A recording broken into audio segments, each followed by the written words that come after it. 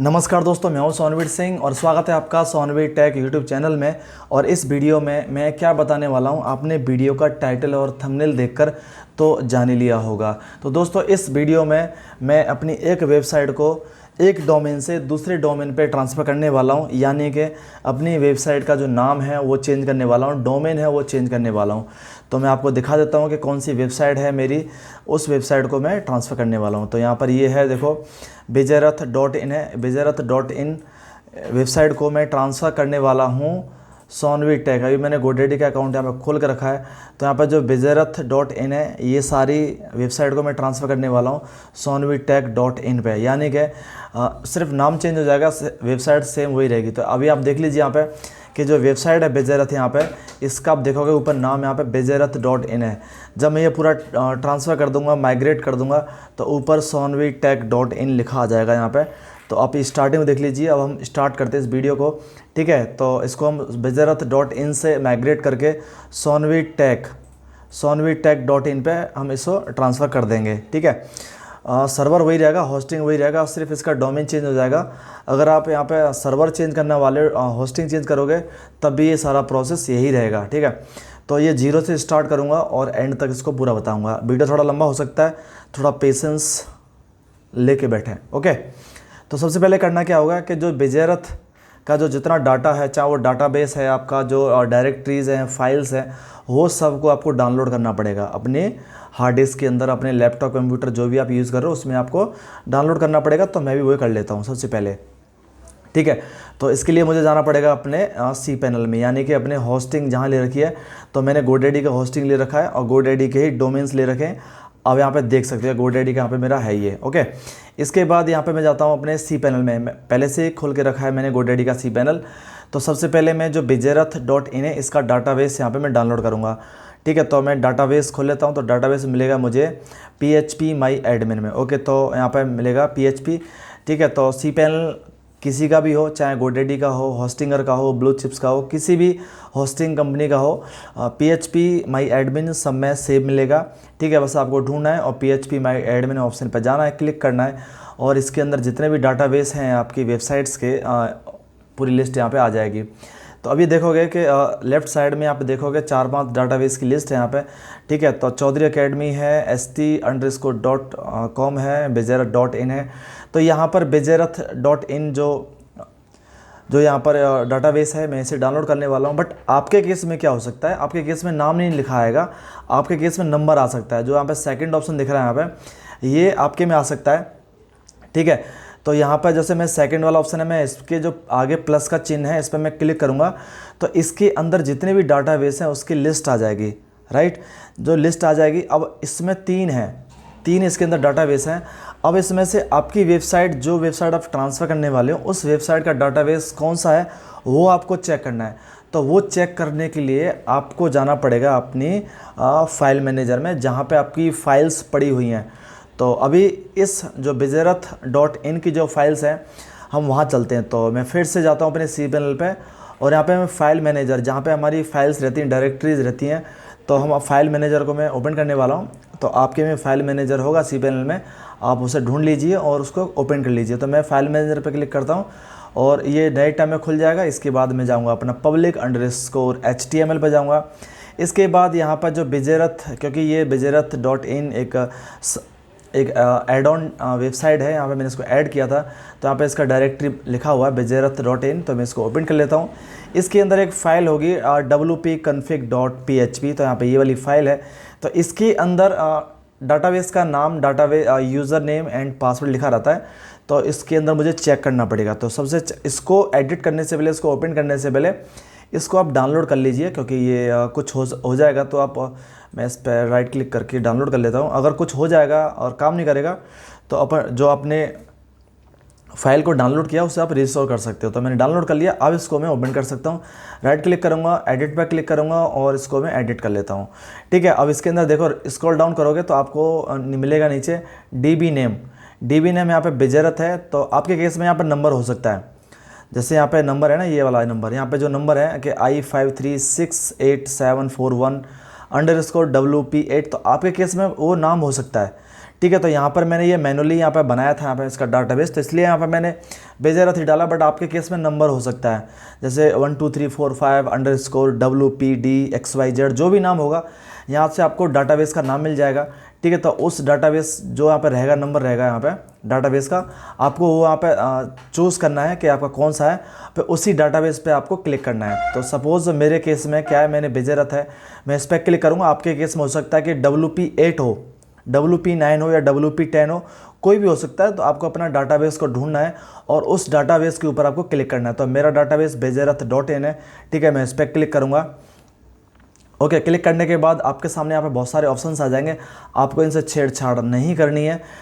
जैसे ही सारे options open हो जाएंगे तो आपको ऊपर ऑप्शंस मिलेंगे मेन्यू बार की तरह। तो यहाँ पे मिलेगा आपको एक्सपोर्ट का ऑप्शन मिलेगा, आपको एक्सपोर्ट के ऑप्शन पे क्लिक करना है। ठीक है, और एक्सपोर्ट होने के बाद यहाँ पे आपके सामने ऑप्शन आएंगे। ठीक है, गो का ऑप्शन आएगा, फॉर्मेट SQL, आपको कुछ छेड़छाड़ नहीं करनी है, सिंपली गो पे क्लिक करना है। ठीक है, और जैसे ही गो पे क्लिक करोगे तो आपका जो डाटाबेस की जो फाइल है वो डाउनलोड होना चालू हो जाएगी। तो यहाँ पे 28-30 MB की डाउनलोड ऑलरेडी हो गई है। डाउनलोड होने के बाद ठीक है, अभी यहाँ पे जो टैब है ये PHP माई एडमिन का, इसका काम ख़त्म होता है, तो इसको मैं बंद कर देता हूँ। अभी हम चलते हैं यहाँ पे, अभी जो GoDaddy का यहाँ पे GoDaddy का यहाँ पे जो पेज खुला हुआ है, इसका भी मुझे ज़रूरत नहीं है अभी फ़िलहाल, इसको मैं बंद कर देता हूँ। ठीक है, और ये जो खुला हुआ है इसकी भी ज़रूरत नहीं है, मैं इसको भी बंद कर देता हूँ। ठीक है, इसको सबसे लास्ट में देखेंगे। तो यहाँ पे जो PHP की जो फाइल है यहाँ पे कॉन्फ़िग वाली, इसकी भी ज़रूरत नहीं है, तो इसको मैं बंद कर देता हूँ। अभी हमारे सामने सिर्फ 2 ऑप्शन खुलते हैं। हमने डाटाबेस तो डाउनलोड कर लिया है, अब हमें क्या करना है, फाइल मैनेजर में जाके और जितनी फाइल्स हैं, जो भी फाइल्स हैं आपकी यहाँ पे बेजेरथ के अंदर, जो भी आपकी वेबसाइट होगी उसके अंदर जो फाइल्स हैं यहाँ पे, जैसे WP admin, WP content, WP includes, index.php, जितनी फाइल्स हैं आपकी, उन फाइल्स को डाउनलोड करना है। तो डाउनलोड करने के लिए करना क्या होगा, आपको इन सबको जिप फाइल में कन्वर्ट करना पड़ेगा। तो मैं सारी फाइल्स को यहाँ पे सेलेक्ट कर लेता हूँ। ओके, ये सारी फाइल सेलेक्ट हो गई। अब इन्हें मैं कन्वर्ट कर देता हूँ जिप में। मैं इस पर राइट क्लिक करता हूँ। ठीक है, ये क्या खुल गया, चलो इसको मैं बंद कर देता हूँ फ़िलहाल। ओके, तो यहाँ पे मैं इस पर राइट क्लिक करता हूँ और कंप्रेस पे क्लिक करूँगा। ओके, और यहाँ पे जिप वाला ऑप्शन आ रहा है, मैं जिप पे क्लिक करूँगा और यहाँ पे कंप्रेस पे क्लिक कर दूँगा। तो जितनी भी फाइल्स एंड फोल्डर्स हैं सारे कंप्रेस होके एक जिप फाइल में आ जाएंगे। उस जिप फाइल को मैं डाउनलोड कर लूँगा, तो फिर उसके बाद हम नेक्स्ट स्टेप लेंगे। ठीक है, तो पहले इसको हम जिप में कन्वर्ट होने देते हैं। तो यहाँ पे ये जो फाइल है जिप में कन्वर्ट होगी, सारी फाइल्स यहाँ पे देखते हैं कौन सी फाइल आ गई। तो यहाँ पे तो जिप वाला फोल्डर यहाँ पे ये आ गया WP एडमिन के नाम से। मैं इस पर राइट क्लिक करता हूँ, उसको रीनेम कर लेता हूँ और यहाँ पे बैकअप के नाम से इसको मैं लिख लेता हूँ। तो यहाँ पे मैं backup files, okay, backup files के नाम से मैंने इसको लिख लिया है, रीनेम कर लिया है। अब इस फाइल को मैं डाउनलोड कर लेता हूँ, इस पर राइट क्लिक करूँगा और डाउनलोड कर लेता हूँ। ओके, तो ये लगभग 61.9 MB की है। ठीक है, जैसे ये डाउनलोड हो जाएगी तो फिर हम आगे बढ़ेंगे।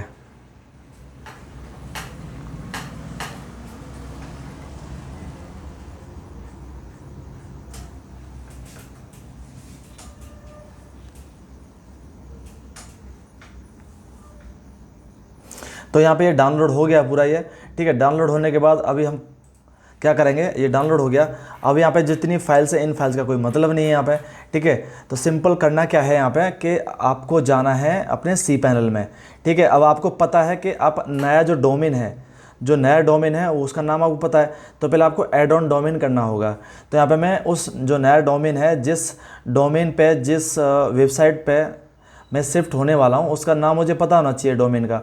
ठीक है, तो सिंपली मैं डोमेन्स में जाऊँगा और ऐड ऑन डोमेन्स पे क्लिक करूँगा यहाँ पे।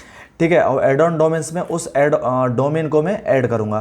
तो यहाँ पे न्यू डोमेन है, तो यहाँ पे मैं ऑलरेडी मेरा पहले से आ रहा है यहाँ पे sonvytech.in। जो भी आपका डोमेन होगा वो यहाँ पे आपको ऐड करना है। सब डोमेन यहाँ पे जो भी है बाय डिफ़ॉल्ट रहने दीजिए। और यहाँ पे डॉक्यूमेंट रूट है वो भी यहाँ पे सेम है। क्रिएट FTP अभी रिक्वायरमेंट नहीं है तो मैं नहीं बनाऊँगा। इसके बाद ऐड डोमेन पर क्लिक करना है। तो यहाँ पर जो डोमेन है ये ऐड हो जाएगा। जब ऐड हो जाएगा तो इसकी एक डायरेक्टरी बन जाएगी।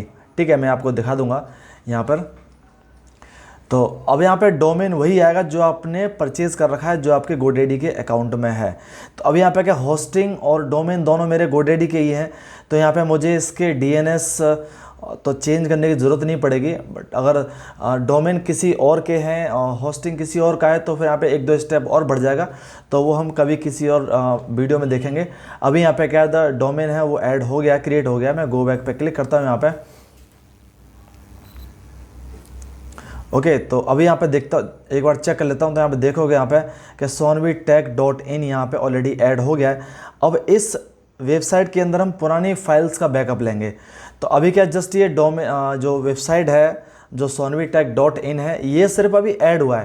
तो अगर मैं इसको रिफ्रेश करूँगा, यहाँ पे public_html पे क्लिक करूँगा, तो यहाँ पे इसके नाम का एक फोल्डर बन के आ जाएगा, डायरेक्टरी बन जाएगी। बट डायरेक्टरी के अंदर कुछ है नहीं, ठीक है, इसके अंदर कुछ नहीं है, ब्लैंक है पूरा।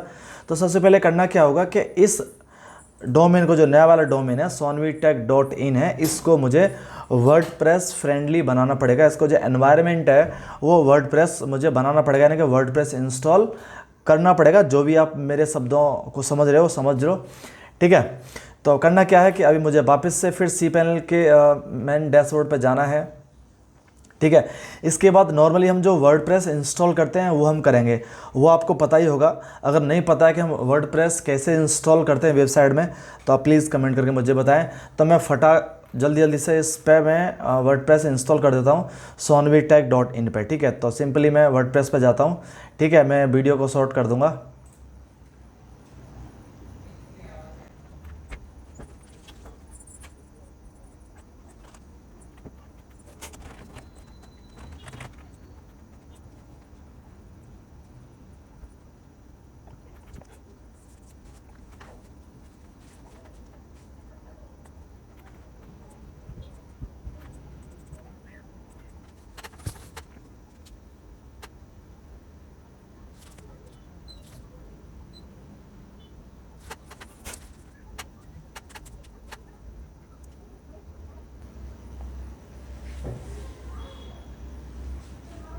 तो अभी यहाँ पर जो वर्डप्रेस है वो इंस्टॉल हो गया है।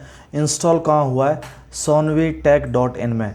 बस आपको इतना ही इंस्टॉल करना है। अगर आपको नहीं पता है कि हम एक नई वेबसाइट में वर्डप्रेस कैसे इंस्टॉल करते हैं, तो इसके ऊपर एक सेपरेट वीडियो है, लिंक आपको मिल जाएगा इस वीडियो के डिस्क्रिप्शन में, जाके चेक कर सकते हो, कर सकते हो, मिल जाएगा आपको, ठीक है। तो इतना यहाँ पर कर दिया, इसके बाद इसका काम ख़त्म हो जाता है, ठीक है। तो इसको मैं साइड में कर देता हूँ, इसकी ज़रूरत नहीं है, ठीक है। अभी हमें चलना है अपने cPanel में, ठीक है। तो इसको मैं फिर वापस जाता हूँ अपने cPanel में, और यहाँ पर करना क्या है आपको, जो अपने bezierath.in का जो बैकअप है अपने डाउनलोड किया था, अब उसको इंस्टॉल करने की ज़रूरत है, ठीक है। तो सबसे पहले मैं इसको बंद कर देता हूँ। यहाँ पर सबसे पहले हम डाटाबेस को इंस्टॉल करेंगे, फिर उसके बाद हम फाइल्स को अपलोड करेंगे, ठीक है। तो सबसे पहले डाटाबेस को अपलोड करने से पहले आपको करना क्या है कि एक डाटाबेस आपको क्रिएट करना पड़ेगा नया, सेपरेट, ठीक है। तो सबसे पहले मैं क्या करता हूँ, पहले फाइल्स को ही मैं अपलोड कर देता हूँ, ठीक है, कोई फ़र्क नहीं पड़ता। तो मैं फाइल मैनेजर पर क्लिक करता हूँ, ठीक है, और public_html में जाता हूँ। इसके बाद यहाँ पे जो sonvytech.in है, पहले ब्लैंक था, अभी इसको मैं ओपन करूँगा तो इसके अंदर क्या वर्डप्रेस पूरा इंस्टॉल हो गया है। इसके अंदर ये जो मटेरियल है, ये जो फाइल्स हैं, ये नया वाला जो हमने वर्डप्रेस इंस्टॉल किया है, यहाँ पर जो वर्डप्रेस इंस्टॉल किया है, ये सारी फाइल्स हैं। तो हमें इन फाइल्स की कोई ज़रूरत नहीं है, तो मैं इन सारी फाइल्स को यहाँ से मैं डिलीट करने वाला हूँ। तो मैं यहाँ पर सारा सेलेक्ट कर लिया, ओके, और इन्हें मैं डिलीट मार दूंगा, ओके। ये सारा यहाँ पर डिलीट हो गया। अभी यहाँ पर मुझे वो वाली सारी फाइल्स मुझे अपलोड करनी है जो बेजियरथ से मैंने डाउनलोड की थी, बेजियरथ का जो डाटा मैंने बैकअप लिया था अपने हार्ड ड्राइव में, ठीक है। तो मैं अपलोड पर क्लिक करूँगा, सेलेक्ट फाइल करूँगा और डाउनलोड वाले फोल्डर में जाऊँगा, क्योंकि डाउनलोड में ही होगा भाई। डाउनलोड में गया और यहाँ पर बैकअप फाइल्स एक जिप फाइल है, मैं इसको अपलोड करता हूँ और इसको यहाँ पे मैं अनजिप करूँगा, एक्सट्रैक्ट कर लूँगा, क्योंकि मुझे इसी के ये वाली जो वेबसाइट है यही मुझे चलानी है, यही मुझे ट्रांसफ़र करनी है। तो मैं इसको, ये हो गया ऑलरेडी, मैं वापस जाता हूँ इस पर, और यहाँ पे जो जिप फाइल यहाँ पे अपलोड हुई है इसको मैं एक्सट्रैक्ट कर लेता हूँ। एक्सट्रैक्ट मुझे यहीं इसी फोल्डर में चाहिए। यहाँ पे ये एक्सट्रैक्ट हो गई है, इसको मैं क्लोज़ कर देता हूँ। यहाँ पे ये सारा माल मटेरियल यहाँ पे आ गया है, ओके। तो इसके बाद करना क्या है यहाँ सारी फाइल्स यहाँ पे आ गई हैं। अभी हमें चलना है अपने सी पैनल में। तो मैं सी पैनल पे आ गया हूँ और यहाँ पर मुझे एक नया फ्रेश डाटाबेस बनाना है। तो उसके लिए आपको जाना पड़ेगा डाटाबेस वाले सेक्शन में और यहाँ पर माई एसक्यूएल डाटाबेस है, इस पर मैं क्लिक करता हूँ और यहाँ पे ये खुल जाएगा। तो यहाँ पर करना क्या है, मुझे एक नया डाटाबेस बनाना है, ठीक है। तो नया डाटाबेस बनाऊँगा तो यहाँ पर लिखा हुआ है क्रिएट डाटाबेस। तो यहाँ पर मैं डाल देता हूँ कुछ भी यहाँ पर, जैसे कि sonvytech.in के लिए है तो यहाँ पर मैं SONV कर देता हूँ और 5799 कर देता हूँ। ये मेरा नया डाटाबेस हो जाएगा और मैं क्रिएट कुछ भी डाल सकते हो, आप अपना नाम डाल सकते हो, ठीक है। तो यहाँ पर मैं क्रिएट डाटाबेस कर देता हूँ यहाँ पे, ठीक है। तो थोड़ी देर में यहाँ पे डाटाबेस क्रिएट हो जाएगा। फिर इसके बाद हम यूज़र क्रिएट करेंगे, फिर डाटाबेस एंड यूज़र को ऐड करेंगे। तो देखेंगे इसी पेज पे है सब कुछ। तो यहाँ पर जो डाटाबेस है वो क्रिएट हो गया है, ओके। तो अभी मैं गो बैक पे क्लिक करता हूँ और इसी पेज को स्क्रॉल डाउन करना है, नीचे जाना है आपको। तो यहाँ पे पूरे डाटाबेस की लिस्ट आ गई है। तो यहाँ पे देखोगे कि जो डाटाबेस मैंने बनाया था यहाँ पे SONV और 5799, तो ये डाटाबेस यहाँ पे बन गया है, ठीक है। बट इसमें कोई यूज़र है, अभी यहाँ ब्लैंक है, यूज़र है नहीं। तो हम नीचे स्क्रॉल डाउन करेंगे, यहाँ पे आएगा ऐड न्यू यूज़र। तो यहाँ पे मैं यूज़र क्रिएट करूँगा। अब ध्यान रहे कि डाटाबेस और यूज़र का नाम सेम नहीं होना चाहिए, कुछ अलग होना चाहिए। तो ठीक है, तो यहाँ पे मैं जो यूज़र का नाम है वो मैं कुछ और करता हूँ। तो SONVIR और टैग sonvytech 5799, तो ये मेरा यूज़र नेम हो जाएगा। आप कुछ भी रख सकते हो। इसके बाद पासवर्ड, ठीक है। तो पासवर्ड आपको स्ट्रॉन्ग रखना है। तो मैं पासवर्ड यहाँ पे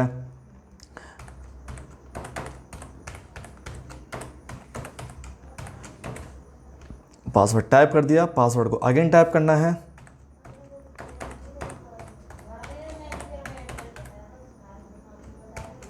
पासवर्ड हमने अगेन टाइप कर दिया। पासवर्ड स्ट्रॉन्ग है, ठीक है। यहाँ पे डाटाबेस का नाम, यूज़र का नाम एंड पासवर्ड तीनों को आपको हैंडी रखना पड़ेगा, यानी कहीं लिखना पड़ेगा, ठीक है। तो मैं इसे फ़िलहाल याद है मेरे को और मैं इसको क्रिएट यूज़ करता हूँ और मैं डेस्कटॉप पे जाता हूँ और यहाँ पे एक नई फाइल मैं यहाँ पे बना लेता हूँ नोटपैड की, और यहाँ पर मैं इन तीनों को यहाँ पे लिख के रख लेता हूँ क्योंकि इसकी मुझे ज़रूरत पड़ेगी यहाँ पे। तो DB नेम रहेगा यहाँ पे मेरा, क्या था, SONV 5799, ओके। ये था डाटाबेस नेम। इसके बाद यूज़र क्या था मेरा, यूज़र था यहाँ पे SONVIR टैग sonvytech 5799। इसके बाद था पासवर्ड, तो पासवर्ड यहाँ पे था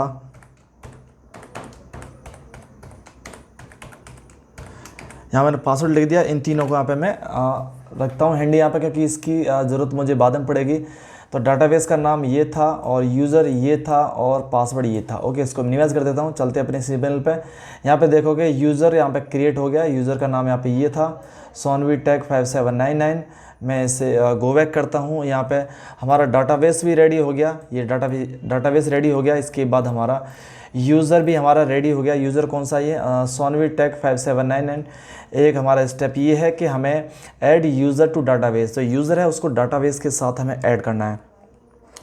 तो यहाँ पे मैं यूज़र को सेलेक्ट करता हूँ। यूज़र क्या था हमारा, sonvytech 5799 सेलेक्ट कर लिया। डाटाबेस का नाम क्या था, SONV और 5799, ओके ये था और इस पर ऐड कर देता हूँ, ठीक है। इसके बाद यहाँ पे कुछ ऑप्शंस आएंगे। आपको सारे ऑप्शंस पे आपको चेक करना है। ऊपर आपको ऑप्शन आ रहा है ऑल प्रिविलेजेस, तो मैं इस पर क्लिक करता हूँ, सभी पे चेक हो जाएगा। इसके बाद नीचे ऑप्शन आया मैक चेंजेस, मैं मैक चेंजेस पे क्लिक करता हूँ, ठीक है। इसके बाद सक्सेस का मैसेज आएगा, तो मतलब सब कुछ सही चल रहा है।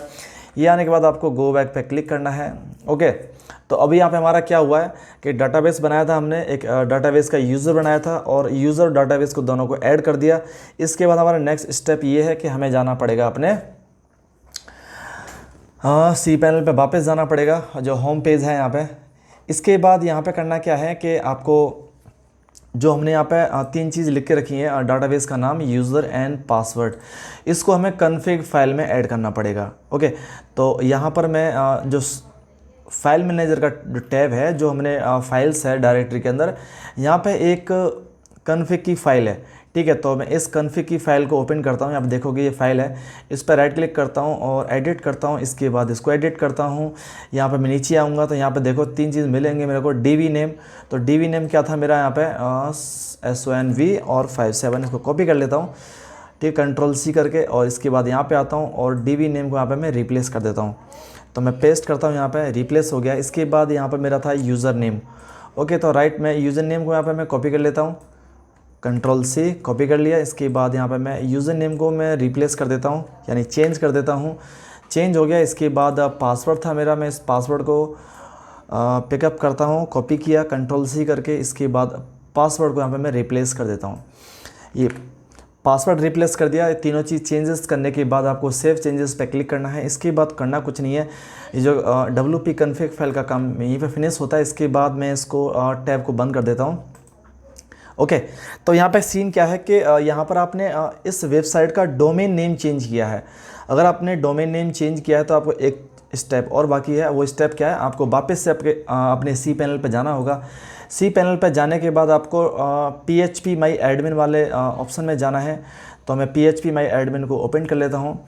इसके बाद आपका जो डाटाबेस है, ठीक है, जो डाटाबेस है वो ब्लैंक होगा अभी, ठीक है। तो डाटाबेस यहाँ पे मेरा आ गया है SONV और 5799। तो मैं ये डाटाबेस पे क्लिक करता हूँ और जैसे ही क्लिक करूँगा तो यहाँ पे पूरा ब्लैंक है। और जो हमने bejarat.in का जो डाटाबेस है, वो जो हमने बैकअप लिया था अपनी हार्ड ड्राइव में, वो हमें यहाँ पे इंपोर्ट करना है। तो सिंपली इस पर करना है, ये ब्लैंक पूरी फाइल आ जाएगी। करना कुछ नहीं, यहाँ पे आपको सिंपली इंपोर्ट पे क्लिक करना है। इंपोर्ट पे क्लिक करोगे, यहाँ पे चूज़ फाइल का ऑप्शन आएगा, इस पर आपको क्लिक करना है। आपके सामने SQL की फ़ाइल आ जाएगी। यहाँ पे मैंने 2 बार इसको डाउनलोड कर लिया था, तो इन दोनों में से किसी पे भी आप कर सकते हो। मैं इसको कर लेता हूँ। जो भी आप SQL की फ़ाइल रहती है और डाटाबेस की फ़ाइल वो SQL में रहती है।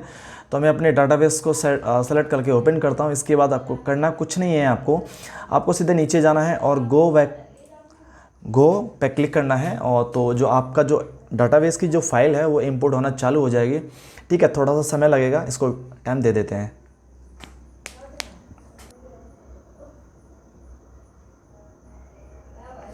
तो यहाँ पर जो डाटाबेस है सक्सेसफुली इंपोर्ट हो गया है। देखो, import has been successfully finished हो गया। इसके बाद करना क्या है कि इसके अंदर एक चेंजेस करना है। वो क्या है कि आपको नीचे जाना है, स्क्रॉल डाउन करके यहाँ पे आ गया। तो WP ऑप्शन की जो आपको ऑप्शन दिख रहा है, WP ऑप्शन, इस पर आपको क्लिक करना है। जैसे क्लिक करोगे WP ऑप्शन के सारे ऑप्शन यहाँ पे आ जाएंगे। तो जो सबसे पहला है ऑप्शन ID में देखोगे 1 2 के आगे साइट URL एंड होम। तो यहाँ पे पीछे बेजरत लिखा हुआ, बस बेजरत को चेंज करके आपको sonvitech.in करना है। तो मैं इस पर डबल क्लिक करूँगा, नहीं तो इस पर आपको सेलेक्ट करके इसके आगे एडिट है, एडिट पर क्लिक करोगे यहाँ पे, ठीक है। तो यहाँ पे देखोगे कि बेजरत, इसको मैं sonvitech कर देता हूँ। ओके, तो SONVIRTECH, तो sonvitech.in कर दिया है। नीचे आपको सेव मिलेगा, मैं सेव ऑलरेडी है, यहाँ पे मैं गो पे क्लिक करता हूँ, ठीक है। सेव हो जाएगा। यहाँ पे एक तरीका ये है, नहीं तो क्या करना है, आपको bejarat.in पर डबल क्लिक करोगे तभी यहाँ पे आप चेंजेस कर सकते हो।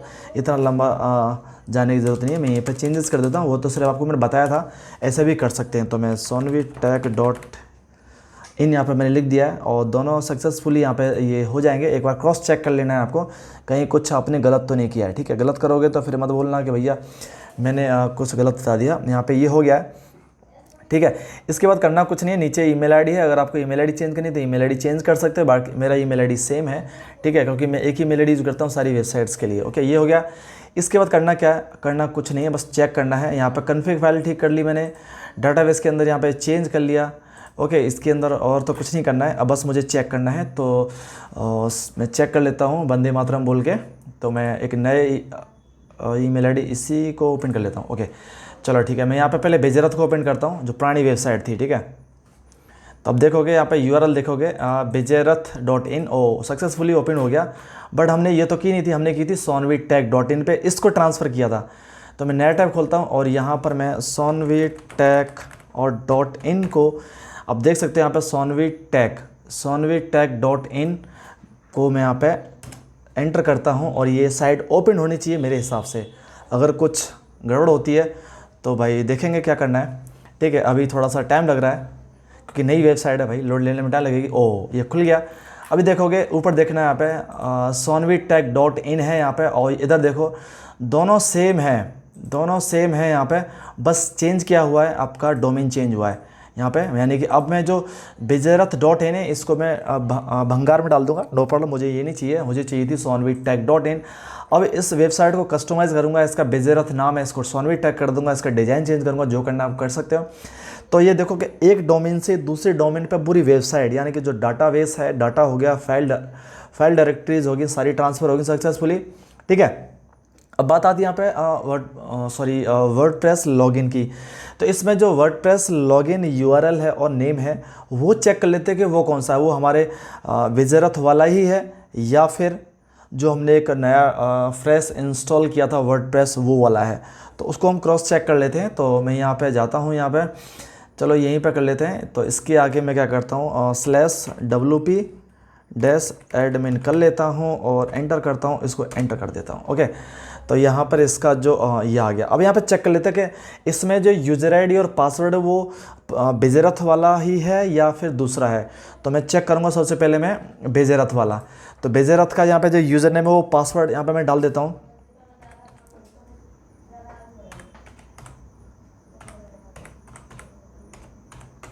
मैं आराम से डाल रहा हूँ, कुछ गड़बड़ नहीं होनी चाहिए। विजयरथ, ओके। अब पासवर्ड यहाँ पे डाल देता हूँ मैं।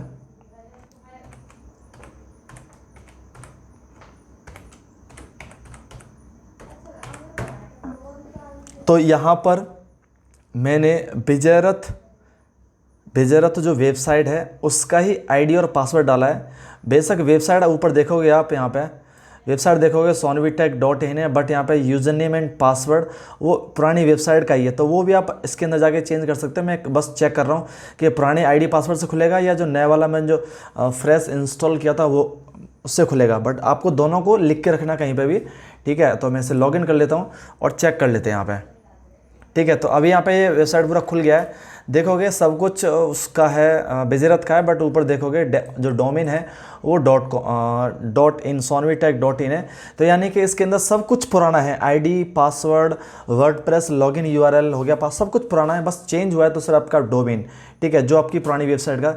इस वेबसाइट का यूजर नेम एंड पासवर्ड था वर्डप्रेस का, वही है सेम यहाँ पे। और ये सब कुछ सक्सेसफुली हो गया और आशा करता हूँ कि ये जो वीडियो है, ये जो इन्फॉर्मेशन है आपको समझ में आई होगी, अच्छी लगी होगी। अगर आपको वीडियो अच्छा लगता है तो वीडियो को लाइक कर दीजिए, दोस्तों के साथ शेयर कीजिए।